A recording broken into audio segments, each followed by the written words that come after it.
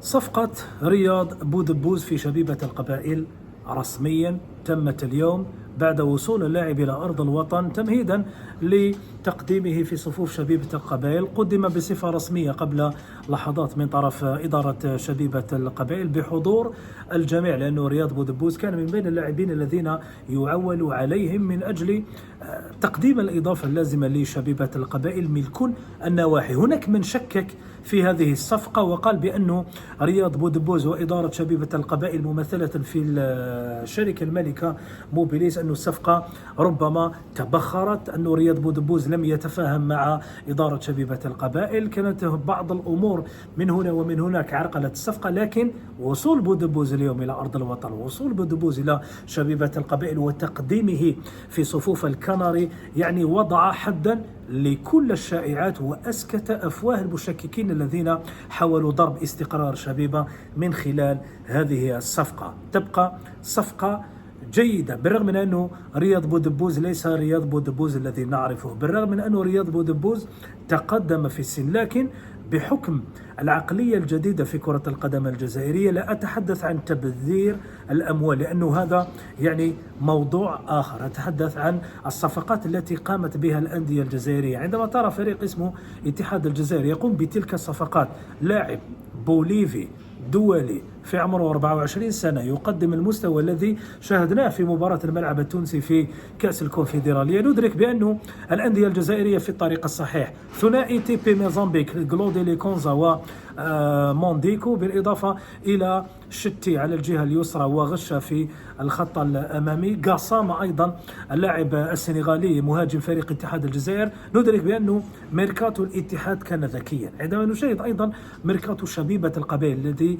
تدعم أيضا رسميا اليوم ببودبوز بضم اللاعب الدولي الجزائري ومدافع فريق شباب قسنطينة السابق، مدافع مميز يملك إمكانيات كبيرة. تدعيم الطاقم الفني أيضا بعبد الحق بن شيخة بطل إفريقيا مع عديد الأندية مؤخرا أيضا مع شبيبة القبائل. وبودبوز ربما كان الفاكهة التي يعني زينت مائدة شبيبة القبائل، وهذا ما نتمناه.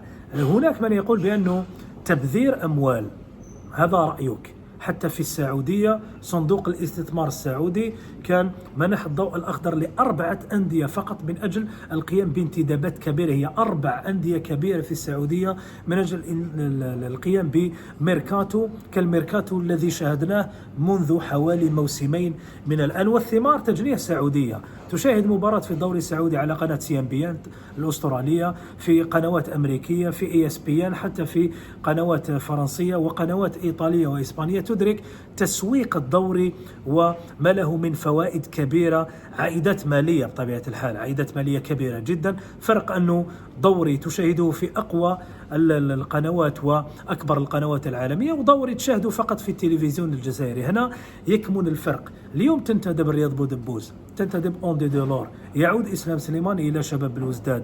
القائمة التي واللاعبين الذين ضمهم فريق اتحاد الجزائر. بولودية وهران قام أيضا بميركاتو محترم. للأسف ليس كل الأندية، بعض الأندية الغنية بين قوسين التي تملك شركات، ما عدا وفاق سطيف يملك شركة سونار غاز، لكن الانتدابات لم تكن انتدابات كبيرة وتبذير أموال كبيرة. لأنه نقولها بكل صراحة، عندما تنتدب لاعب كبودبوز أو لاعب كأوندي دولور، أكيد يعني من الناحية المالية شهريا راح تكون يعني كل رواتب اللاعبين تقدر أكثر من 5 ملايير أو 6 ملايير أو 7 ملايير في الشهر الواحد. أتحدث أكثر من 70 60 ولا 80 مليار في السنة الواحدة. يعني ميزانية هذه الأندية، يعني الأندية هذه لكي تقوم بالتوازن في ميزان النفقات في نهاية الموسم يجب عليها أن تحقق لقب واحد.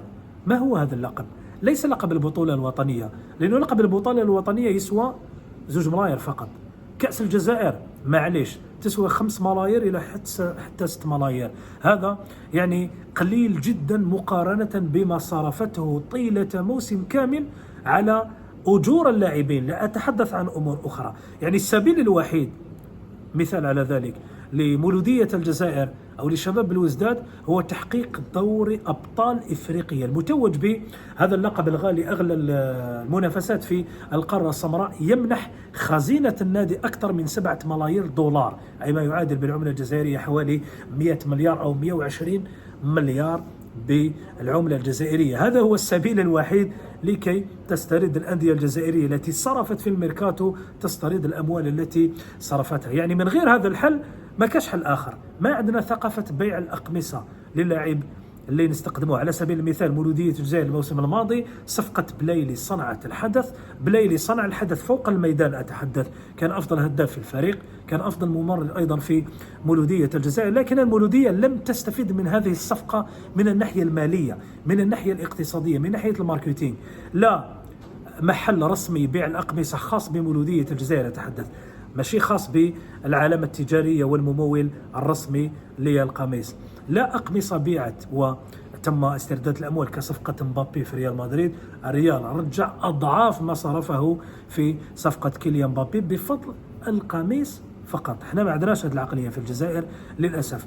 يعني كل الأموال التي صرفت على هؤلاء اللاعبين وتصرف أيضا في كل شهر على رواتبهم ما كاش منين نردوهم، لأنه حتى الممولين يمولوا الأندية فقط، ما كاش استراتيجية وطريقة واضحة للعمل للأسف في الأندية الجزائرية. لكن معليش نقولوا بأنها البداية وكل شيء ممكن مستقبلا. عندنا الآن ملاعب نستطيع القول بأنها عالمية، ملاعب مميزة يمكن ربما أن ترفع المستوى. عندنا لاعبين قادرين أيضا يقدموا الإضافة للأندية الجزائرية وللاعبين الشباب الجزائريين، لكن يجب علينا ألا ننسى تكوين اللاعبين، لا ننسى المادة الخام في الجزائر، لأنه هناك مادة خام مميزة ورائعة على المستوى الفني. يعني صقل تلك المواهب وتوجيهها وتأطيرها هذا مهم جدا، وعلى الأندية الجزائرية ألا تغفل هذه النقطة الهامة جدا